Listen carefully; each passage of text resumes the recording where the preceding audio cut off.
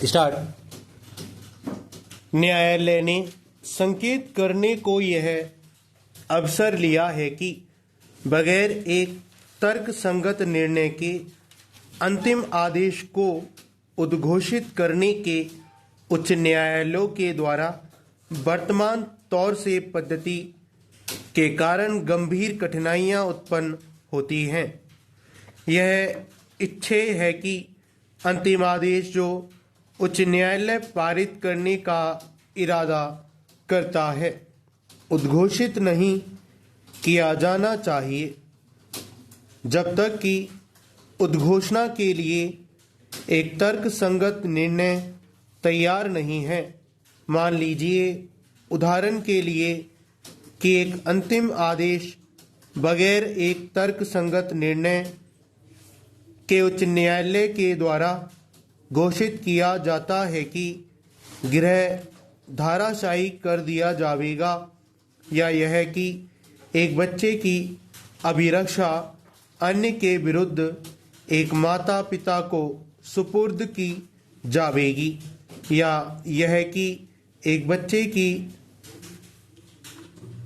एक व्यक्ति एक गंभीर आरोप का अभियुक्त दोषमुक्त किया जाता है, या यह कि एक संविधि असंवैधानिक है, अथवा जैसा कि वर्तमान मामले में कैदी संरोध से उन्मुक्त हो।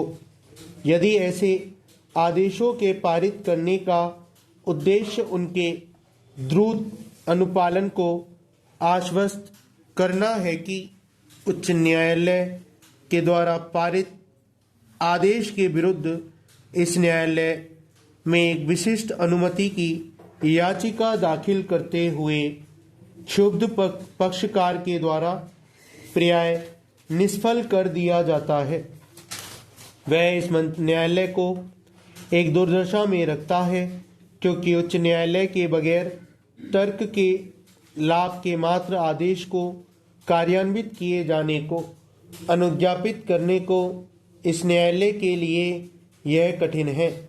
परिणाम अनिवार्यतः है कि उच्च न्यायालय के द्वारा पारित आदेश के प्रवर्तन तार्किक निर्णय के परिधान के लंबन के समय में स्थगित किया जाना है।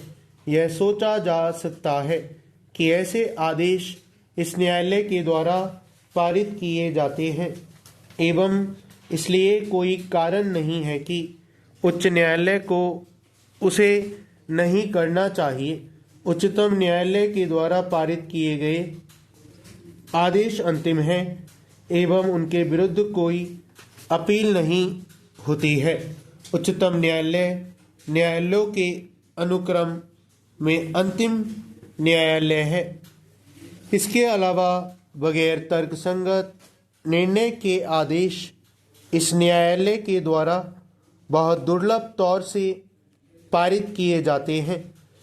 आपवादिक परिस्थितियों के अधीन उच्च न्यायालय के द्वारा पारित आदेश संविधान के अनुच्छेद 136 एवं संबंधित संविधियों के अन्य प्रावधानों के अधीन इस न्यायालय की अपीलीय अधिकारिता के अधीन है। उच्चतम न्यायालय इस वास्ते की पद्धति जो बहुत इच्छेय नहीं है, इन प्रेक्षणों को करना इसे आवश्यक सोचा था एवं जो कोई लाभपूर्ण प्रयोजन नहीं प्राप्त करता है, अपने वर्तमान नाबालिगी से बढ़ नहीं सकता है। सिविल प्रक्रिया संहिता के विभिन्न प्रावधानों के विचार में जैसा कि ऊपर जानकारी दी गई, कोई संदेह का तरीका नहीं है। एक डिक्री का कर्षित किया जाना स्थगित नहीं किया जा सकता है। विद्वान एकल न्यायाधीश का अपेक्षित आदेश डिक्री को कर्षित करते हुए व्यय शुल्क के अंशदान के कारण वाद खारिज किया जा सकता है, जो विधि के सामंजस्य में नहीं है।